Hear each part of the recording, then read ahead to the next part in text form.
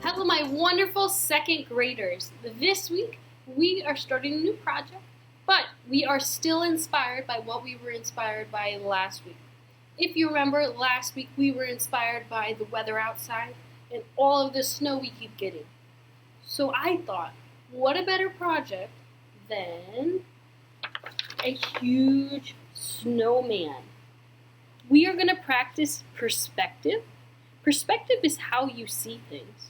And in art, we use it to trick the person looking at your art to think that they are really small and the snowman is gigantic.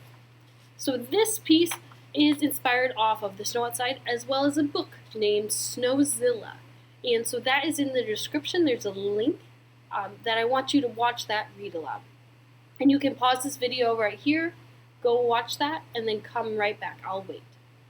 Okay, so now that you have watched the video, we can begin our Snowzilla snowman.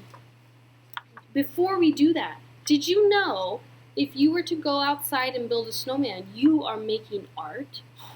You are a sculptor, and what your media is, what you're using is snow. So next time you think about building a snowman, think, I am an artist. How would an artist make a snowman? And then you can make a fabulous snowman. Okay, let's get right back on track. We are now going to make our snowman. Let's get right into it.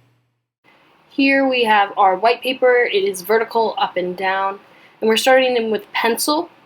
And it did a curve in the corner, a smaller one over top of that one, and an even smaller one. Remember, you can pause this video at any point, catch up. Later on, it will be sped up, so you can for sure catch up. So then I did the top hat, which was another curve, and then almost a rectangle shape.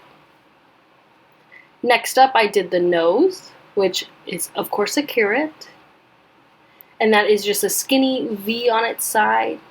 I did some circles for the eyes and circles for the mouth. You could make your eyes, mouth, nose, other things if you would like. If you don't want it to be like the typical button or coal, you could use your imagination, come up with something else. And I did the arm as a stick, and he's waving to us. And the other one is on his side. So if you want your sticks to look like mine, they can. Or they could look like straight sticks. Whatever you want your arms to be, that works. After that, we're going to add our scarf, which is two rectangles coming off and then like a rounded rectangle for the neck part. I did add little tassels. You could do that if you'd like. And this is an important step. We're doing the buttons, and they slowly get bigger and bigger and bigger the closer they are to you. That helps the perspective. So next up, that was the project that kindergartner did. They tried shading, and they went darker where the pencil line is, and then they picked up their crayon for lighter shading. So that's what we're going to do on each of our snow balls. And you could use a blue, even a purple. I'm using a teal. And the goal is to make it look like it blends into the white. So I did that for the hat, for the head, the middle, and the bottom. After that, I went in with Sharpie and filled in my buttons, eyes, and nose, and mouth. I went in with crayon for the arms. You can use whatever supplies you have. The scarf, decorate it how you would like. Be a little scarf designer. How do you want your scarf to look? And the hat, I did the same shading, but with a dark purple.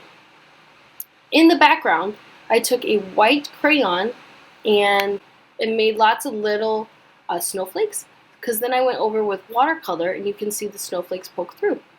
If you want, you could use the marker hack where you draw marker on plastic and paint that way. You can also use food coloring and a Q-tip.